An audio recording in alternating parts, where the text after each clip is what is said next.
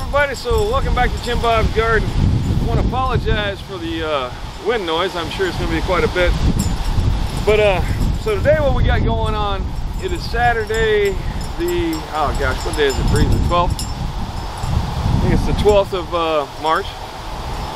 Yes. Alright, so the 12th of March. So we got a freeze coming up tonight and the wind is kicking. We're getting like 50-mile-an-hour gusts.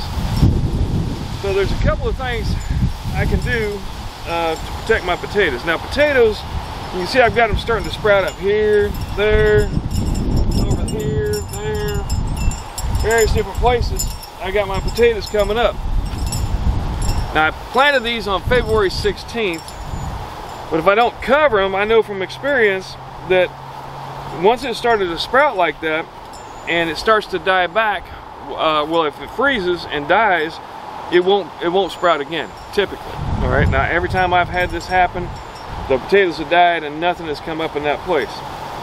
So what I'm going to do is I'm going to cover them. Now, what I could do is, like, I could take a tomato cage. Here, one second. Let me grab one. So what I could do is I could take a tomato cage, lay it down like that, and then lay a tarp over the top of the tomato cage, and it would protect my potatoes. But the problem is, I'm not convinced that I can get enough bricks and rocks on top of the tarp to keep it from blowing away. We're looking at 50-mile-an-hour gusts right now. So rather than do that, I'm going to try another strategy that I have not tried before. So what we're going to do, we're actually going to cover these up. Now potatoes, being potatoes, essentially, if you do what's called hilling up, basically what I'm going to do is I'm covering these up with dirt, so that basically the dirt will be the covering for my potatoes. Now, covering them like that is actually good for the potatoes, because what'll happen is, as where the base is here, it'll actually send out more roots and hopefully I'll get more tubers that way. But it's also a great way to protect it from a freeze, because as long as I don't get a lot of rain, that will cover up the potatoes, the heat will warm the soil, and that should keep them good to go throughout the freeze that we've got tonight. I think the lowest that's projected is around 30 degrees.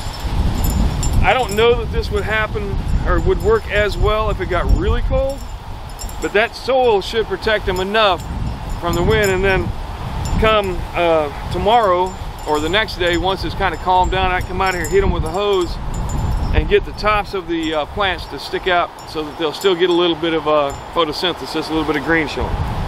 So that's what I'm going to do. I'm going to go through and just cover them up gently with some dirt,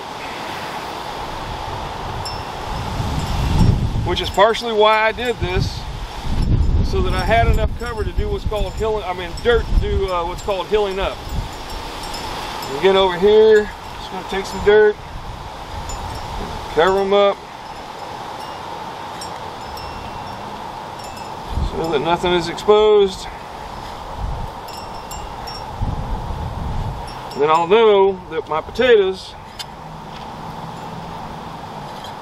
are buried up underneath these small mounds, but they should pop right back up through the top of this dirt and be just fine. So that's how I'm going about protecting my potatoes this time. And you know, I don't know, I mean, I feel like February, you know, basically anytime after Valentine's Day has been my projected date to plant potatoes. And our last frost date was the 7th of March, so we're about a week beyond that. But what I may do next year is I may adjust my planting time to the beginning of March, so that these late freezes don't kill my potatoes. And then let's take a quick walk through the garden over here. Now pretty much everything else I've got growing up in here is frost tolerant. All right, I've got broccoli, I've got chard, I've got Merlot lettuce, regular lettuce, onions, same kind of thing over there, some carrots, more lettuce, and so on. So pretty much everything else in the garden that I've got out at this point, ooh man, that wind is something, should be good to go. So I don't have to worry about anything else. And then I'll start putting the less cold tolerant stuff into the garden next week. All right, I'm hoping this should be the last frost. So that's what I'm doing to protect my garden from the frost, the late frost here in the middle of March. If you haven't thought about protecting your stuff, you might want to give it some thought, because it's going to get cold tonight. All right, thanks once again for stopping by. Do me a favor, give me a like and a subscribe. Let me know what you think, and grow something. And if you got stuff in the garden, you need to figure out how you're going to protect it here very shortly. All right, thanks once again for stopping by. Y'all take care and come back and see me.